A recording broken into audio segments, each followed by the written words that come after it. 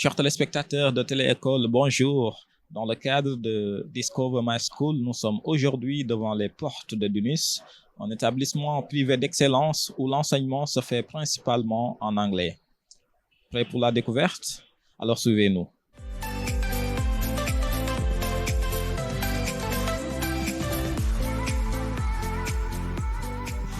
Bonjour. Bonjour Seydina. Grâce. Ça va? Vous allez bien? Oui, ça va très bien, merci. Donc moi c'est Gracia Mbaya, je suis chargée des admissions et de la promotion à DUNIS Africa. Voilà. Super. Donc je vais vous emmener faire un peu le tour. Voilà. Nous allons commencer donc par notre staff à l'admission. Vous êtes ici avec Miss Masuko, qui est chargée des transferts et de l'admission. Et vous êtes là avec Caroline, qui est student recruiter.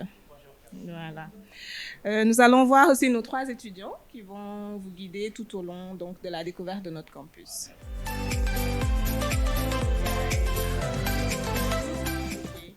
Donc, Seydina, je te présente Ndeye Marie. Voilà. Je te présente Hassan. Et je te présente également Issa. Alors, donc voici les étudiants qui vont m'accompagner tout au long de la journée à DUNIS pour cette belle découverte de ce beau établissement. Alors, je vous suis pour la visite.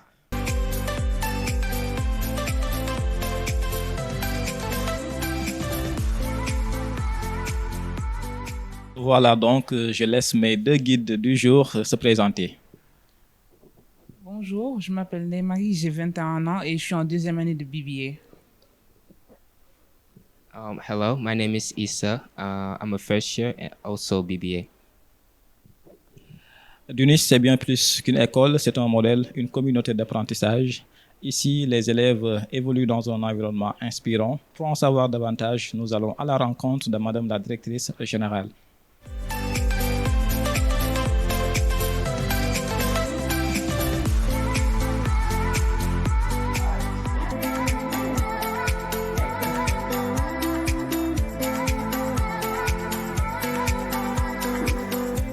Bonjour Madame Diallo. Bonjour. Alors pouvez-vous vous présenter s'il vous plaît? Bien sûr, je suis Mrs Diallo Fanta Kassi et je suis la directrice générale de DUNIS. Donc DUNIS, c'est Dakar University of International Studies. Nous sommes présents ici à Dakar, à Abidjan, à Douala et bientôt à Conakry. Donc DUNIS, alors oui, c'est ça. Et pouvez-vous présenter les programmes qui sont présents? Bien sûr.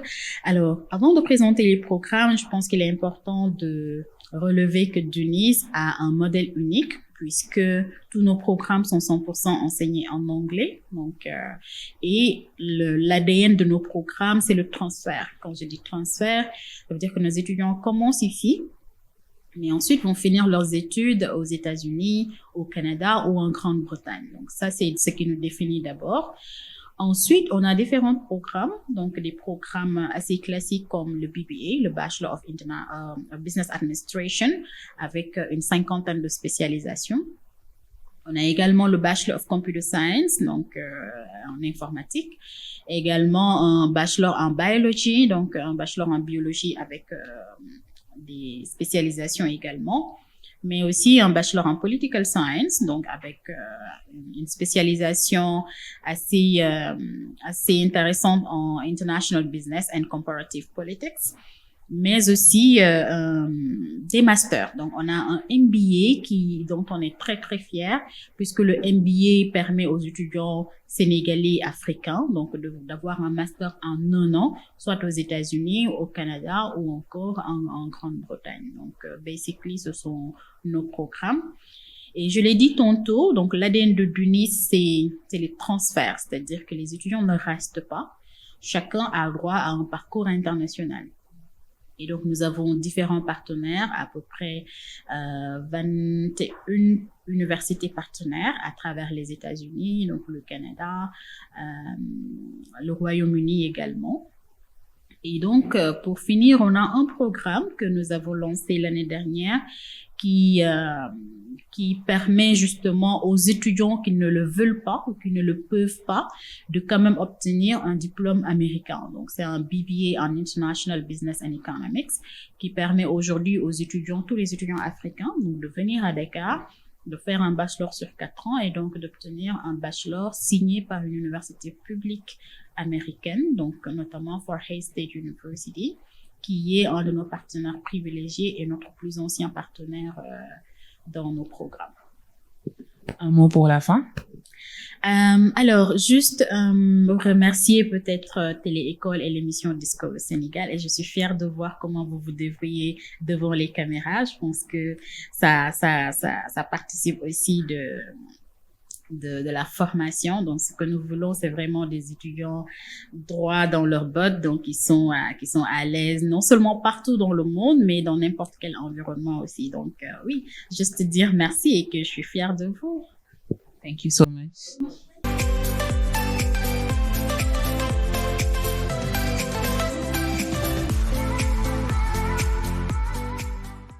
So we are now at the second floor and we are going to assist a course about customer behavior. Bon, c'est ce qu'on va faire, Seydina. Ah, d'accord. Donc, nous sommes au 2e étage dans la classe de Madame Khadjar pour un cours portant sur le comportement du consommateur.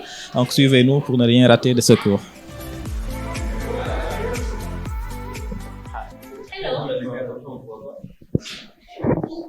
Hi, Miss Hajar. Hi, how are you? I'm good. So you have to introduce yourself.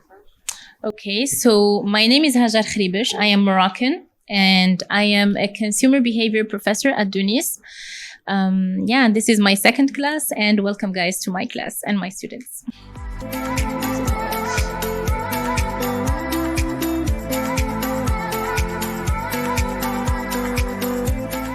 Well, that's one of the criteria, but that also can be faked. You know now that there are these agencies that sells comments, sells users, sells views, sells I don't know, they sell everything. Everything is monetized. So it's very hard. I find it very hard to kind of have a clear vision on how to trust an influencer.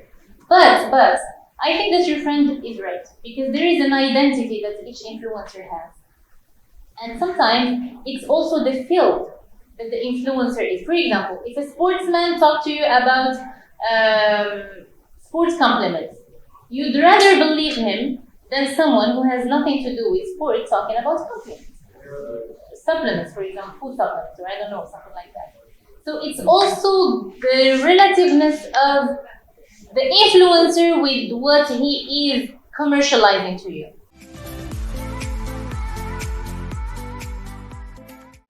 Cette visite n'est pas anodine puisqu'il y a la présence des représentantes de l'ambassade des États-Unis, notamment de l'USA Education. Nous allons donc faire un crochet dans leur salle de réunion. Ce sont les étudiants qui m'accompagnent, notamment Issa avec Ney-Marie. Issa?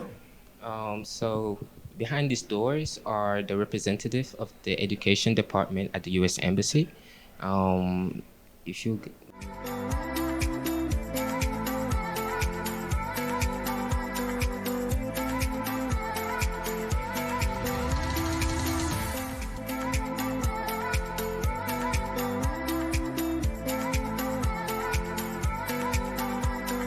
So I'll be presenting you. This is one of our representatives from Forsyth Universities, one of our partners here at DUNIS.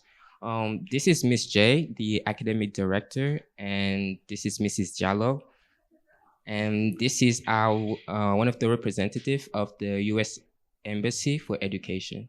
You got it right. So this is Dr. Philip Whitcomb, who is from Forsyth State University, and Mrs. Fatou Badiane Touré, who is the director of Education USA, a branch of the U.S. Embassy.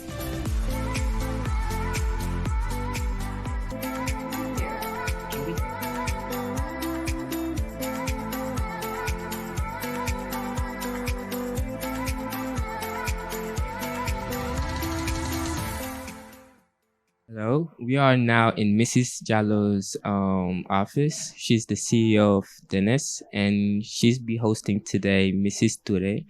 the regional manager of USA Educational. How are you doing today? Hello, I am doing well. How are you? Pretty quick questions. What's the importance USA Educational brings to education? So, Education USA is a State Department program that seeks to support international students interested in pursuing their education in the United States, but also support American universities in the campus internationalization goals. So as a State Department program, we really work to encourage students to explore study opportunities in the US. We guide them through the process, but also we work with universities that are interested in recruiting students in the continent and around the world. So we have centers in almost all countries around the world, here in Africa as well, in Senegal and in other parts of the continent. And our goal is to really support student mobility and exchanges through education across different countries in the US. Another quick question, if you don't mind. What do you think of DUNIS as a university? So in line with what I mentioned around international education, I think DUNIS plays a key role in Senegal in exposing youth to an Anglophone education program, one, but also programs that really foster exchanges between universities here and universities in the US and around the world, which I think is very important because we currently live in a very globalized world, which is going to be even more globalized and interconnected. So we owe it to our students to prepare them to thrive and to be exposed to the challenges that exist globally. And through programs and partnerships that DUNIS has with various institutions, many of which are US institutions, I see great benefit in providing exposure and opportunities that can continuously contribute to the benefits of our countries, our continent, and also for the world. Thank you so much for this interview, and hopefully we'll be able to see you again.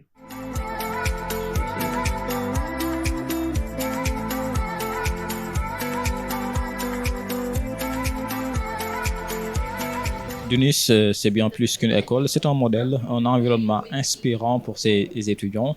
Toutes les conditions sont réunies pour permettre les étudiants d'être dans de très bonnes conditions. Voilà, après le cours, vous voyez des étudiants très détendus dans une ambiance chaleureuse. Et nous allons prendre quelqu'un pour lui demander justement le pourquoi il a choisi DUNIS. Bonjour madame. Bonjour. Vous portez bien? Oui, merci vous. Dior Fall. Dior Fall. Dior, pourquoi vous avez choisi DUNIS?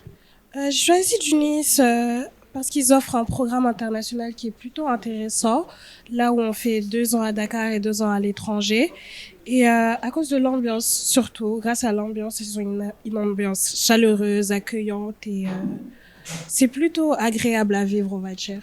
Que diriez-vous aux autres étudiants qui cherchent un établissement où passer les cours? Que vous êtes bienvenus à DUNIS. Ouais. Merci. Quelqu'un d'autre? Parfait. Alors, nous avons aussi à DUNIS des étudiants qui, après avoir terminé leur parcours, reviennent ici à DUNIS parce que DUNIS les accompagne dans la recherche d'emploi, mais aussi dans le stage.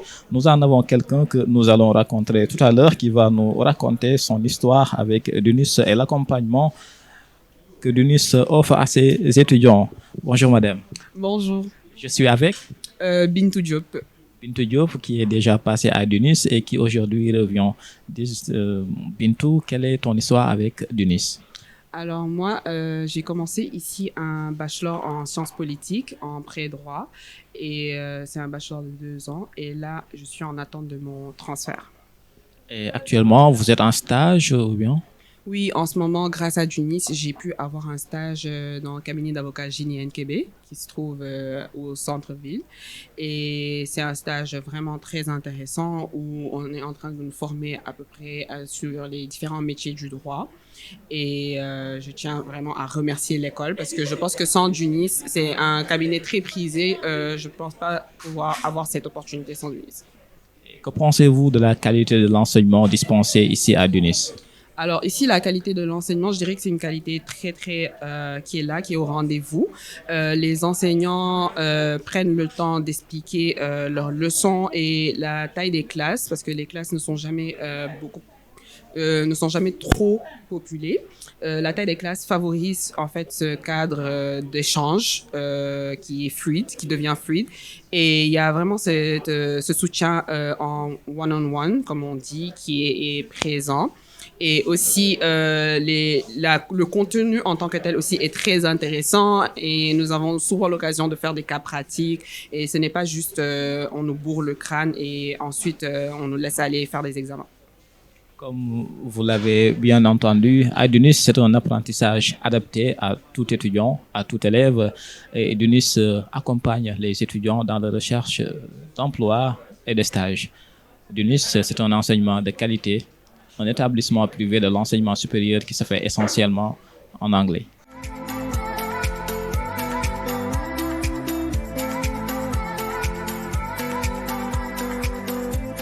Alors donc nous sommes avec Mohamed Diop.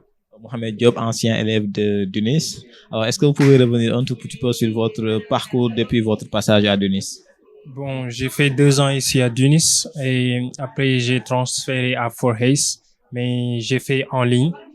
Le transfert a été fluide et le programme en ligne est très flexible. Je peux m'occuper d'autres activités en même temps et organiser ma journée et en même temps apprendre et m'enseigner. D'accord. Alors, Monsieur Diop, juste, quelle a été votre spécialisation ici au sein de DUNIS? J'ai fait BBA, Bachelor in Business Administration. Et en ce moment, j'ai fait BBA en finance. Qu'est-ce qui vous a marqué à DUNIS? Une anecdote à raconter, une histoire? Ce qui m'a marqué, ce sont les personnes. J'ai rencontré de belles personnes et il y a de très belles relations que j'ai eues ici à DUNIS et qui vont me servir à l'avenir parce que je sais que les cracks de demain sont ici à DUNIS. Merci beaucoup à Mohamed Diop, ancien élève de DUNIS. Merci pour ce partage d'expérience. Il y a d'autres alumni de DUNIS, notamment une personne du nom de Aliou Dem, qui aujourd'hui travaille dans une organisation internationale grâce à l'accompagnement de DUNIS. DUNIS, ce n'est pas simplement que des mots, mais également ce sont des actes par l'accompagnement de ces étudiants dans l'insertion professionnelle. Merci Mohamed Diop.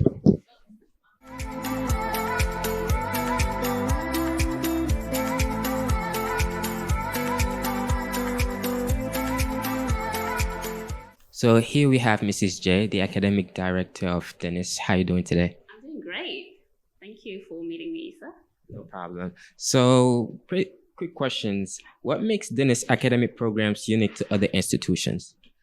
DUNIS is unique because there is a global aspect. So we provide degrees which are accredited from the US, UK, Canada, and there's always this global focus in it. And what makes it special is students can spend a few years here in Africa while they're mature before transferring to our partner universities to finish off their core subjects. Other quick questions. What opportunities are available for students who wants to go beyond the standard curriculum? Okay, we are really pro not just academic, but extracurricular activities. It means, student clubs, student union activities.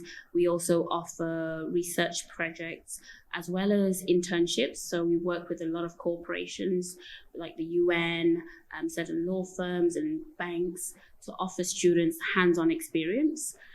So that's what makes the curriculum different. Students get the opportunity not to just learn the theory in the classroom, but to also go beyond that and apply what they learn in the classroom in reality. We also have exchange program. So obviously our students go to the US, but we also receive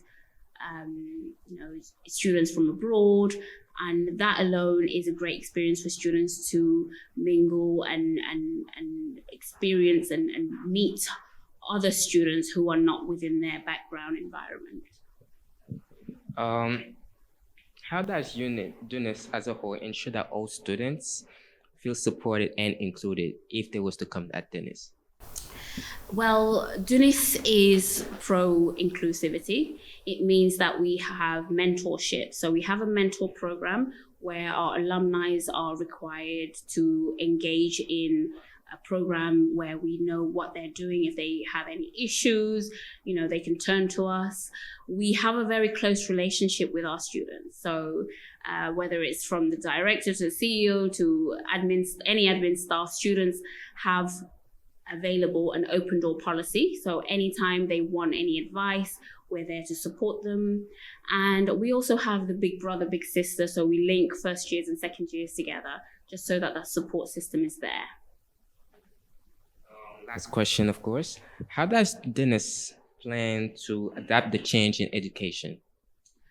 So we want to adapt the change we're now living in a digital age. So making sure that students have the experience and the knowledge of the digital platforms, AI, as well as also employability. So not just going to school to get the good grades, but building soft skills so that they are employable in the real life. Well, that's it for the interview. It was really a great joy to have you today, Ms. J. Thank you. Thank you, Issa, and thank you, guys.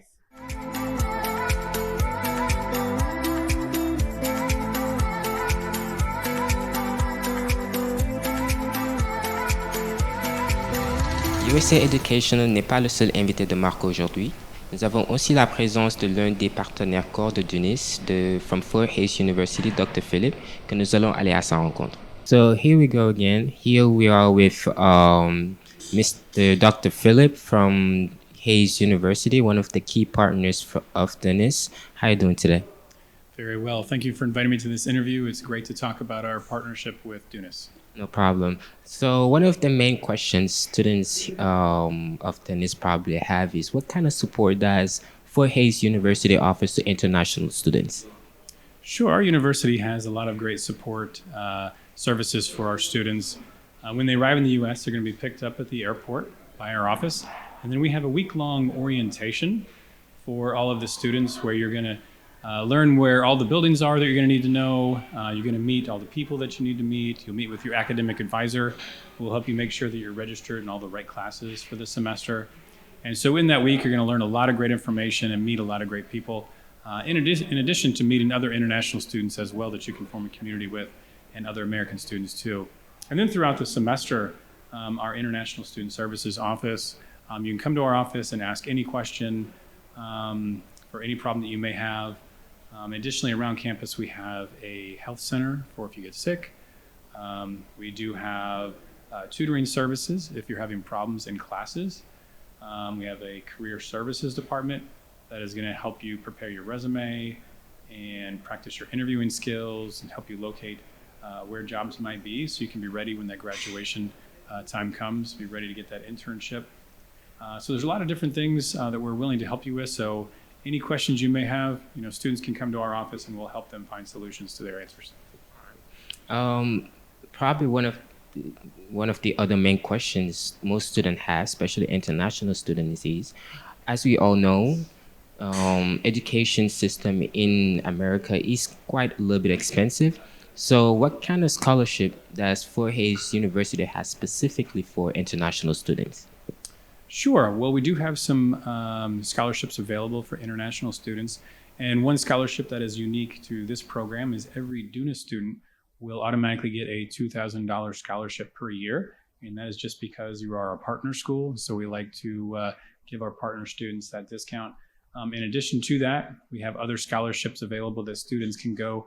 They're listed on our website at fhsu.edu/international/scholarships. And there students can see what the different scholarships are, how to apply for them, and how they might qualify for them as well. In addition to that, We do have athletic scholarships as well. So students who are really talented in American football or soccer or tennis or basketball, those students can try out for those teams and possibly earn a scholarship for their athletic abilities too. No problem. It's been a great time. I hope you have enjoyed your stay out here in Dakar, and hopefully we get to meet you soon again. Yes, thank you very much. It has been a wonderful time here in Dakar. Everyone has been very welcoming. I always have a wonderful time coming here and meeting the students of DUNIS and speaking with the faculty and staff. So thank you very much for your time.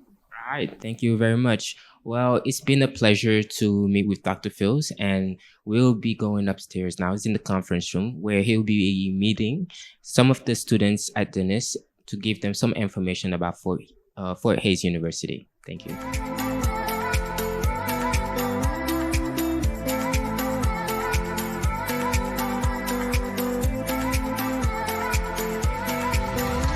How many have traveled outside of Senegal before? Just raise your hands if you've traveled outside of Senegal before. Okay, put your hands down. How many of you have a family member or a friend who has studied abroad before? Okay, all right, quite a few. Thank you. So as we get started today, I'm going to tell you just a little bit about my personal experience with living abroad. I did not study abroad, but I did live abroad for a little bit. So I'm from Springfield, Missouri, and Missouri is right next to Kansas, so not too far away from where Fort Hays State University is, in the middle of the U.S. And I was born and raised there, and I got my bachelor degree from Missouri State University, which is also in Springfield, the city where I was born.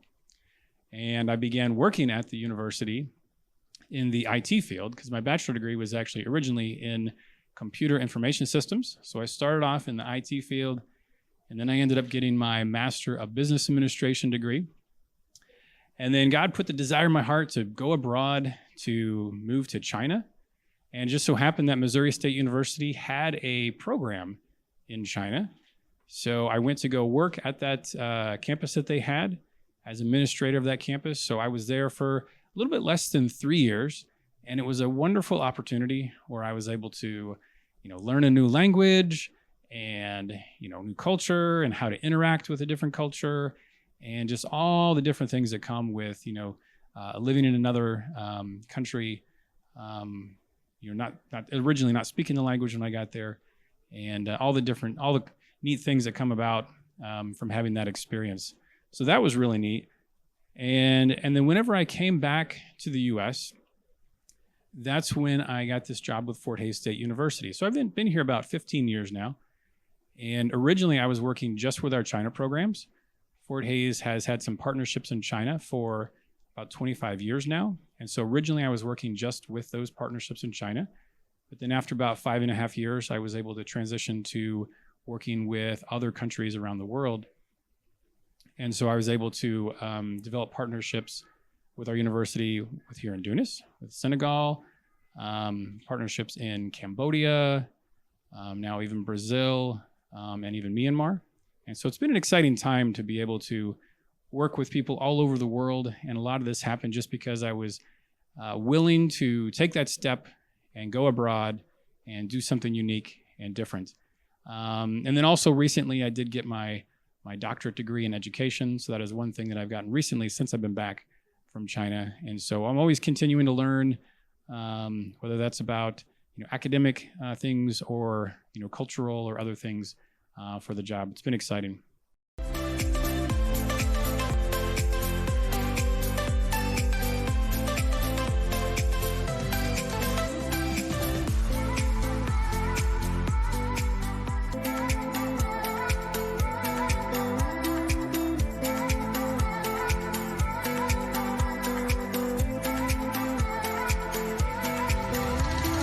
On a le 4e étage où on a un espace billard pour les élèves de DUNIS pour qu'ils puissent se détendre. Ici, on a un petit espace, encore une fois, pour pouvoir manger avec ses amis. Ici, on a la event room où la plupart du temps, il se passe donc des conférences ou des présentations. Donc, c'est assez spacieux. Donc, ici, on a un grand écran avec des chaises. Et tout à l'heure, on a reçu l'université de Fort Hays University située au Kansas, qui est l'un des partenaires de DUNIS. Donc, ça s'est déroulé dans cette salle. Donc, ensuite, on va voir, encore une fois et toujours au 4e étage, le restaurant de l'université. Donc ici, on a des tables et des chaises pour les étudiants pour qu'ils puissent avoir un petit déjeuner ou un snack entre 2 cours. Et ici, on a l'espace cuisine où on peut acheter à manger. Et ici, un réfrigérateur pour les boissons. Et au fond, on a un espace détente pour les élèves pour qu'ils puissent se reposer avec des chaises. Donc c'est le tout pour le 4e étage.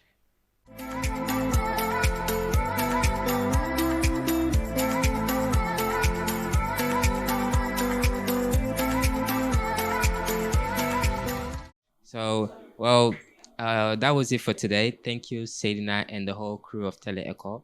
I hope this was a really enjoyable visit, and we'll be letting y'all go on with our camarades with an interesting debates on AI. Thank you.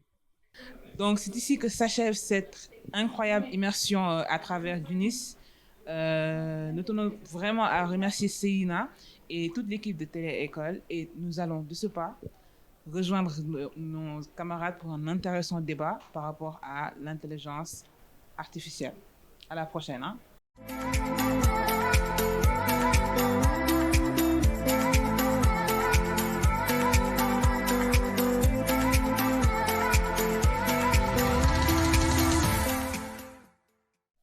Chers téléspectateurs de TELE-ECOLE, nous finissons cette belle journée de découverte de l'établissement DUNIS avec un débat. L'intelligence artificielle s'invite dans nos salles de classe. Faut-il en réjouir ou s'en méfier?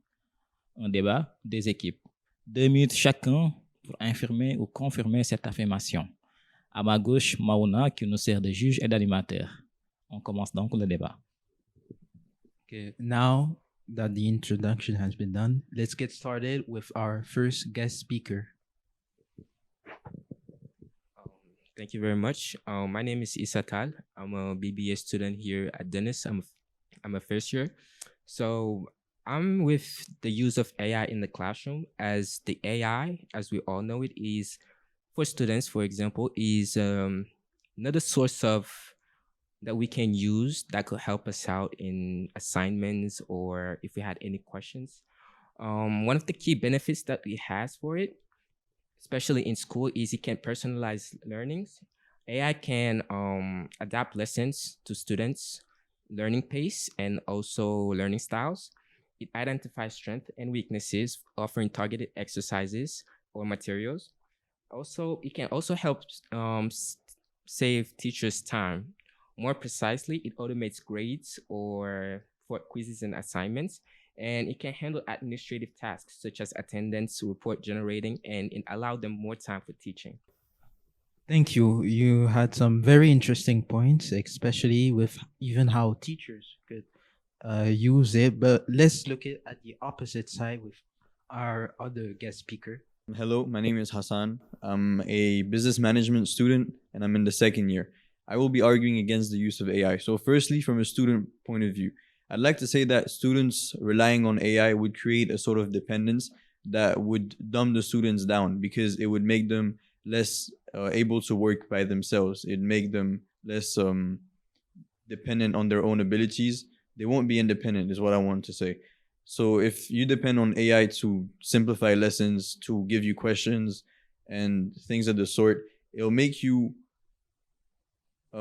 be able to think less for yourself and just think, oh, well, I just have AI, so I don't need to think. And that also makes it so that when students get to exams, they struggle more than they do in the normal class because they don't have AI to rely on. And from a teacher point of view, when students sense that a teacher is using AI, you can feel the energy, you can feel the vibe change. You can see that there's really little to no effort being put into the lesson that they give the students if they use AI to make the lesson, and students detect that, and that deteriorates the classroom. It makes it so that students will not be involved as much, or they won't have much respect for the class that they're attending. So I believe that the use of AI in the classroom should be limited or not be used, because AI just ruins the whole thing of going to school, learning what the teacher has to offer, or teaching what you've learned and what you have to offer. Wow, that was some great points, especially how people become over reliant, and as you said, they don't try to learn as much with AI. Well, let's look at another point from Team AI. Bonjour, alors je m'appelle George, je suis une élève en première année en BBA à l'université de DUNIS. Alors je pense que l'utilisation de l'IA, c'est un objet, c'est un outil comme un autre, on va dire. Il faut juste savoir le doser, pas en dépendre comme certains le pensent, surtout qu'on est en Afrique et on savait bien que l'utilisation de l'IA allait prendre le dessus. Donc, surtout dans le système éducationnel, on va dire. Donc, pour les élèves, ça peut être un outil, par exemple, pour aider à mieux comprendre les cours de manière plus simplifiée, étant donné qu'ils peuvent le personnaliser, par exemple, de manière plus simple par rapport à ce que les profs, eux, ils disent. Et ça peut également être un outil pour les profs, pour les aider à faciliter comment ils présentent leurs cours aux élèves, pour qu'ils comprennent plus facilement. Et ça peut aussi être un bien, on va dire, pour les élèves internationaux qui ont du mal à comprendre leurs cours qui sont dans d'autres langues. Donc, je pense que c'est un outil comme un autre, juste il faut savoir doser son utilisation et comment on l'utilise. Donc, je pense que ça peut être une bonne chose, mais encore une fois, savoir comment l'utiliser et quand l'utiliser et pas en abuser, en fait. Okay, very interesting point from Team AI.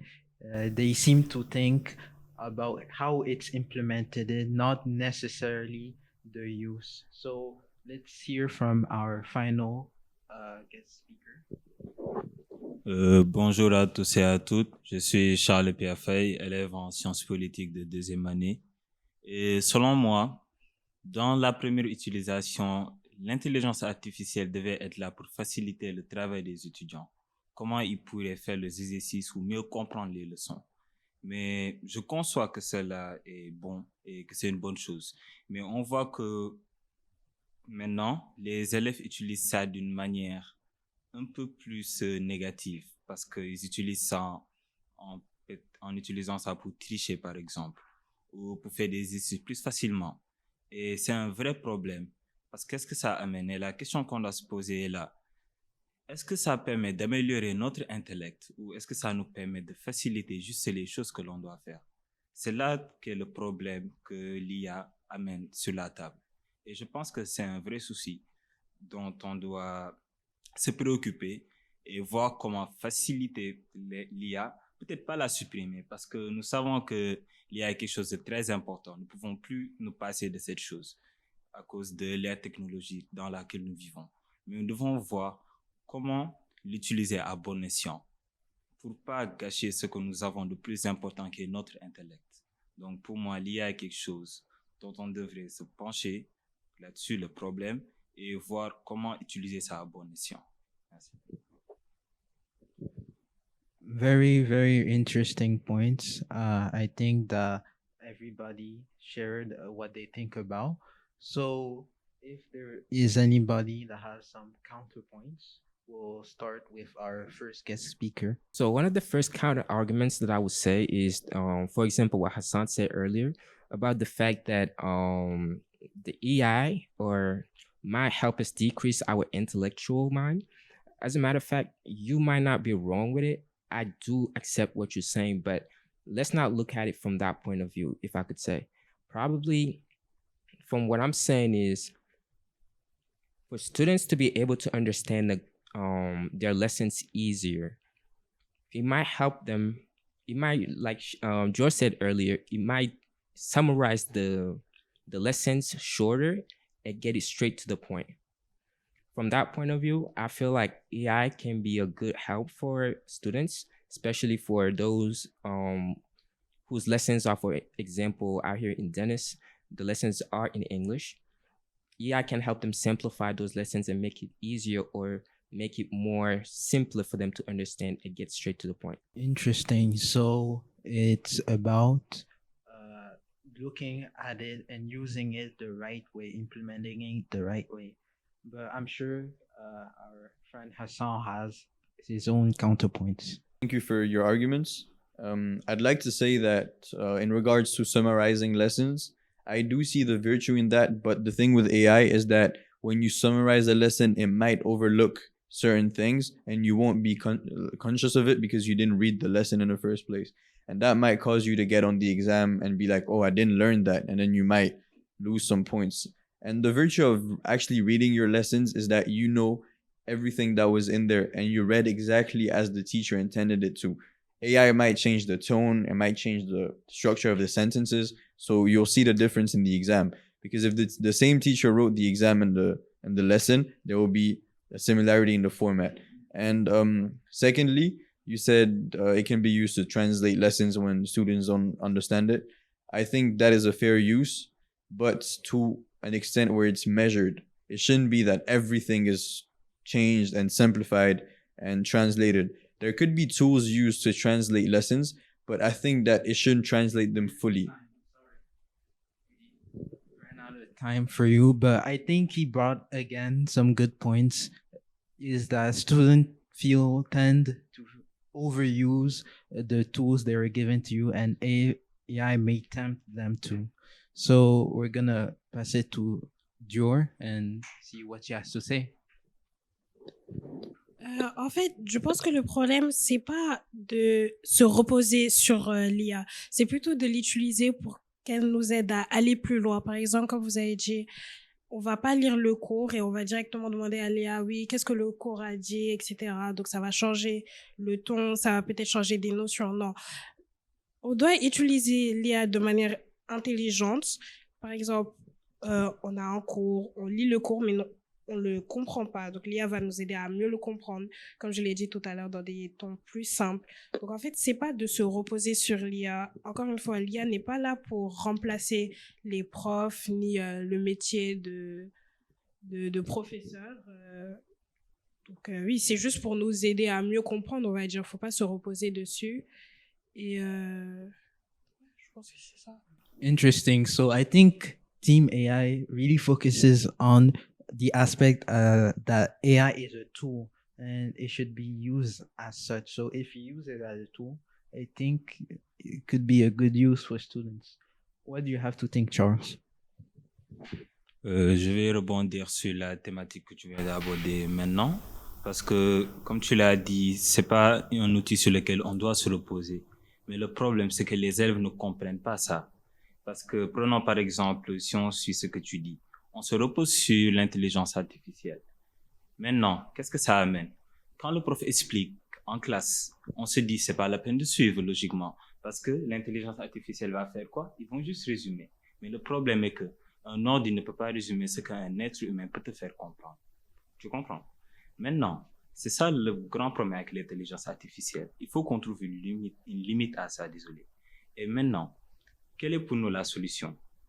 On devrait trouver une méthode qui limite l'utilisation, mais qui permet quand même de l'utiliser quand il y a des choses, comme vous avez dit, apprendre les leçons, etc. Mais pour ça, il faut d'abord éduquer les jeunes, les étudiants sur cela. Et comment faire pour mieux utiliser ça? Comprenez? Right. So I think that's all we have time for this debate. I think both sides has good arguments. And I think all in all, it should be a balancing act. Merci beaucoup, Maouna, et merci beaucoup à nos chers débatteurs du jour qui ont débattu sur un thème intéressant à bien des égards, l'intelligence artificielle et son intégration dans le système éducatif, oui ou non. Ce qu'on pourrait tout simplement retenir de ce débat, c'est que l'intelligence artificielle est déjà là. La question est de savoir comment l'utiliser. Que termine notre découverte du jour dans votre émission Discover My School. Nous vous demandons quel est votre avis là-dessus dans cette thématique. Télé-école est ouvert à tous les établissements. N'hésitez pas à nous contacter et nous serons dans votre établissement. Télé-école, la première télé 100% éducation en Afrique, au Sénégal.